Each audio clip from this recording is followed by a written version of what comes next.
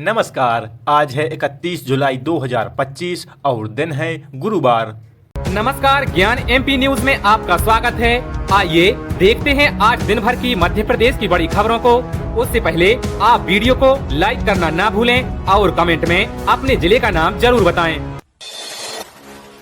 MP में medical की पढ़ाई का सुनहरा मौका, सरकारी कॉलेजों में बढ़ाई गई 150 सीटें। मेडिकल की पढ़ाई कर रहे मध्य प्रदेश के युवाओं के लिए ये अच्छी जरूरी खबर है। एमपी में मेडिकल कॉलेजों की सीटों में उतार चढ़ाव देखने को मिल रहा है। जहां एक तरफ सरकारी कॉलेजों की सीटें बढ़ी हैं, तो वहीं प्राइवेट कॉलेजों की सीटें कम हुई हैं। सीटों की ये तुलना पिछले साल मेडिकल कॉलेज के लिए जारी सीटों के आंकड़ों से किया गया है। कुल मिलाकर साल 2025 में मेडिकल स्टूडेंट को बस 4,775 सीटों पर ही एडमिशन मिलेगा। हालांकि डायरेक्टोरेट ऑफ मेडिकल एजुकेशन की तरफ से ये पहली सीट चार्ट जारी की गई है, लेकिन फाइनल सीट चार्ट आना अभी बाकी है। बात अगर सरकारी कॉलेजों की करें तो गवर्नमेंट कॉलेजों में कुल 150 सीटों की बढ़ोतरी हुई है, यानी सरकारी कॉलेजों में प्रवेश मिलने का चांस इस साल अच्छा है।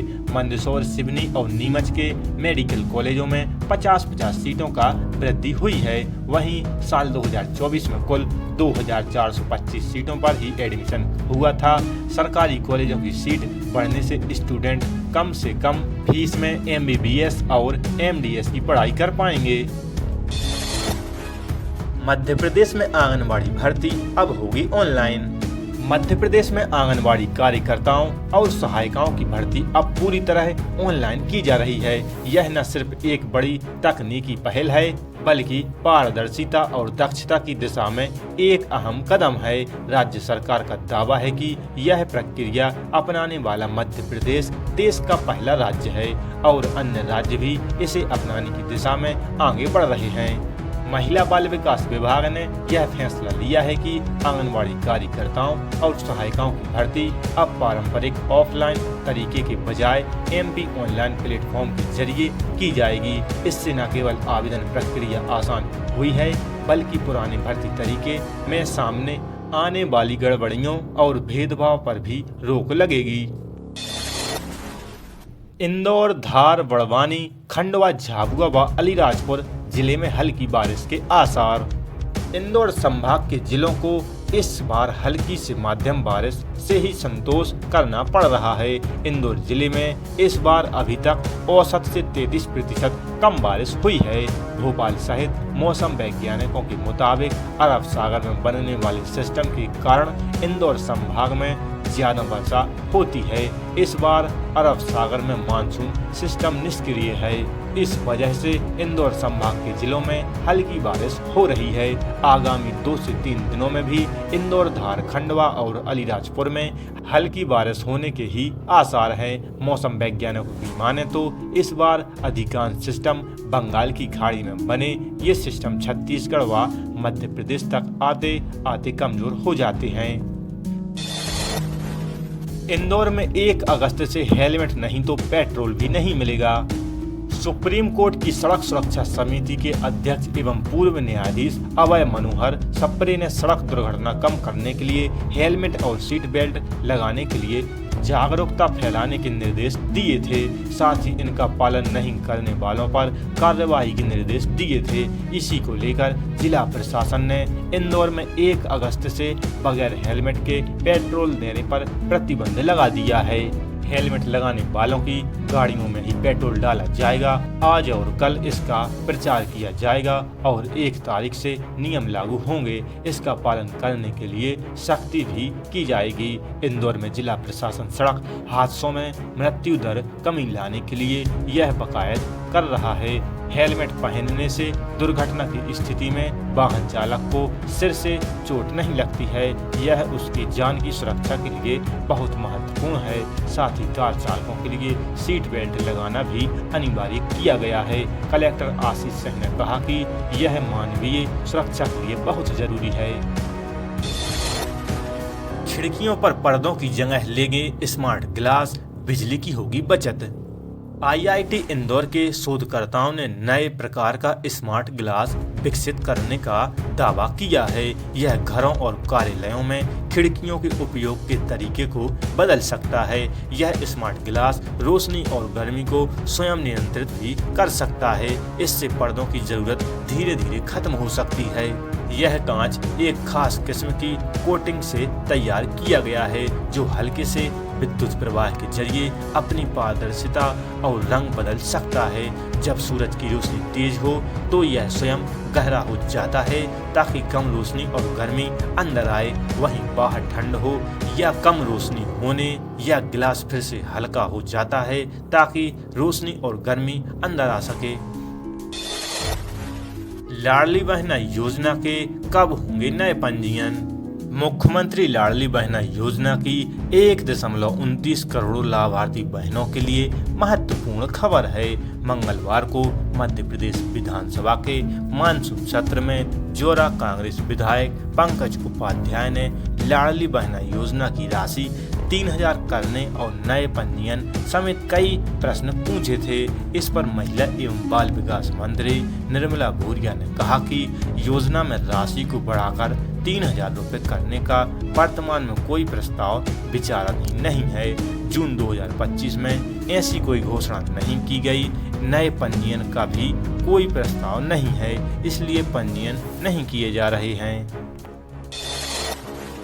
MP में भारी बारिश का कहर, CM मोहन यादव ने की समीक्षा बैठक। मध्य प्रदेश के कई हिस्सों में हो रही भारी बारिश के बाद बनी बाढ़ जैसी स्थिति को लेकर मुख्यमंत्री डॉक्टर मोहन यादव ने बुधवार को होमगार्ड मुख्यालय में एक समीक्षा बैठक की। इस बैठक में मुख्य सचिव और पुलिस महानिदेशक भी मौजूद थे। बैठक के बाद मुख्यमंत्री ने बताया कि अब तक बाढ़ प्रभावित इलाके में 2900 लोगों को सुरक्षित निकाला गया है और सभी जिलों को हर संभव मदद मुहैया कराई जा रही है। उन्होंने यह भी स्पष्ट किया कि बचाव और राहत कार्यों में किसी भी प्रकार की लापरवाही बर्दाश्त नहीं की जाएगी। मुख्यमंत्री ने राज्य के निवासियों से घबराने के बजाय प्रशासन को जानकारी देने का आग्रह किया है और आश्वासन दिया है कि सरकार हर संभव सहायता प्रदान करेगी। मध्य प्रदेश में सामाजिक सुरक्षा पेंशन की राशि बढ़ सकती है।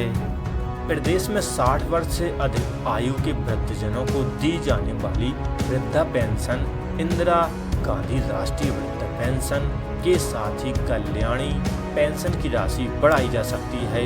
कुछ ही योजनाओं में आधी राशि भारत सरकार से आती है। पेंशन बढ़ाना विचाराधीन है। मंगलवार को सदन में यह जानकारी सामाजिक न्याय एवं दिव्यांगजन कल्याण मंत्री नारायण सिंह कुशवाहा ने विधायक प्रदीप लारिया के ध्यान आकर्षण के जवाब में दी।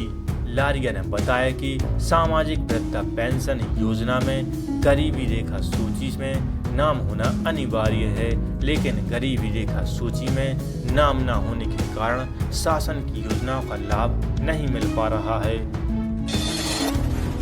MP में किसानों को 2 अगस्त को मिलेगी बड़ी सौगात। मध्य प्रदेश के लाखों किसानों के लिए अच्छी खबर सामने आई है। उन्हें 2 अगस्त को सरकार बड़ी सौगात देगी। देश भर की तरह मध्य प्रदेश के किसानों को भी इस दिन प्रधानमंत्री किसान सम्मान निधि योजना की 20वीं किस्त प्राप्त होगी। PM नरेंद्र मोदी UP के वाराणसी से योजना की राशि जारी करेंगे। केंद्रीय कृषि मंत्री शिवराज सिंह चौहान ने ट्वीट कर यह जानकारी दी है। प्रधानमंत्री किसान सम्मान निधि योजना के अंतर्गत प्रदेश के किसानों के बैंक खातों में 2000 रुपए राशि ट्रांसफर की जाएगी। योजना की पिछली किस्त फरवरी माह में दी गई थी।